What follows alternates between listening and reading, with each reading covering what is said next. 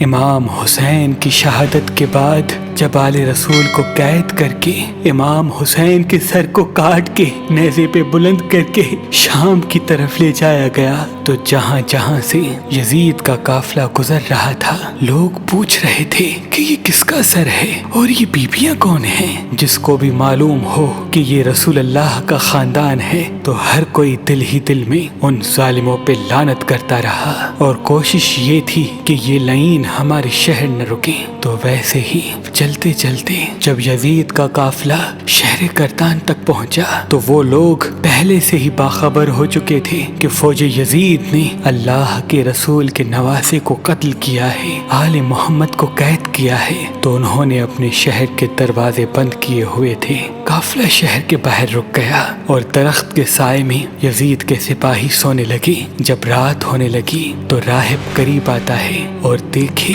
کہ ایک نورانی سر ہے جس پہ آسمان سے فرشتے آ کے سلام کر رہے ہیں اور وہ سر قرآن کی تلاوت کر رہا ہے۔ جیسے ہی واپس اپنے گھر جائے پوری رات سوچنے لگا کہ یہ کسی مقدس ہستی کا سر ہے۔ بس فوراً صبح آ کے سپاہیوں سے پوچھنے لگا کہ یہ کس ہستی کا سر ہے۔ فوج یزید نے کہا کہ یہ حسین ابن علی کا سر ہے۔ تو اس نے پوچھا کون حسین؟ اتنے میں شمر کہنے لگا حسین فاطمہ کا بیٹا، محمد کا نواسا۔ وہ چیخ کے زمین پہ بیٹھ گیا اور کہنے لگا کتنے بدبخت ہو، اپنے رسول کے نواسے کو ہی قتل کر دیا، اور یہ عورتیں کون ہیں؟ شمر کہنے لگا یہ رسول اللہ کی نواسیاں ہیں، بیٹیاں ہیں۔ وہ رو رو کے کہنے لگا اے شمر مجھے اس مقدس سر کو ایک رات کے لیے دے دو۔ شمر کہنے لگا یہ قافلہ شام جا کے رکے گا کیونکہ ہمیں یزید سے بہت بڑا انعام ملنا ہے۔ راہب نے کہا میرے پاس 10,000 درہم ہے، اگر ایک رات کے لیے سر دے دو تو وہ میں تمہیں دے دوں گا۔ سب آپس میں صلاح مشورہ کرنے کے بعد اس بات تک آ پہنچے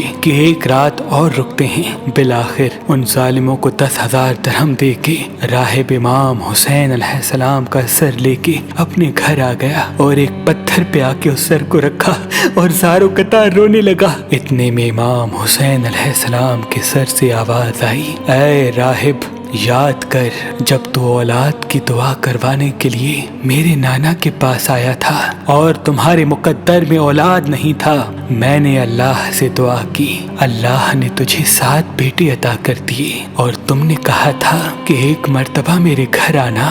اے راہب آج میں حسین تیرے گھر آ ہی گیا۔ بس جیسے ہی امام حسین کے سر سے یہ آواز سنی راہب زور زور سے رونے لگا اور کہنے لگا اے میرے آقا حسین مجھے معاف کیجیے گا، اگر مجھے معلوم ہوتا تو میں بھی آپ کے قدموں پہ قربان ہوتا۔ امام حسین نے فرمایا اے راہب اللہ کی مرضی یہ ہے کیونکہ اللہ کا دین میرے خون سے زندہ ہونا تھا۔ پوری رات وہ مولا حسین کے سر سے گفتگو کرنے لگا۔ جب صبح کا وقت قریب آیا تو راہب نے سوچا کہ میں مولا حسین کا سر واپس کیسے کروں۔ تاریخ نے لکھا وہ جو 7 بیٹے امام حسین کی دعا سے ملے تھے ان میں سے ایک بیٹے کا سر قلم کر کے شمر کے پاس لے گیا۔ شمر نے جیسے ہی سر کھول کے دیکھا تو کہنے لگا یہ حسین کا سر نہیں۔ وہ واپس آیا، دوسرے بیٹے کا سر قلم کیا، انہوں نے وہ دیکھا، پھر کہا یہ حسین کا سر نہیں۔ ایسے کرتے کرتے راہب نے امام حسین کے عشق میں اپنے 7 بیٹے قربان کر دیے۔ جب آخری بیٹے کا سر شمر نے دیکھ کے یہ کہہ دیا کہ اے راہب تو وعدہ خلافی کر رہا ہے، اگر حسین کا سر نہیں دیا تو ہم تیرے پورے خاندان کو قتل کر دیں گے۔ بس جیسے ہی واپس اپنے گھر پہنچا تو امام حسین کے سر سے آواز آنے لگی اے راہب اپنے سارے بیٹوں کے سر ان کے جسم کے ساتھ رکھو، اللہ کے کرم سے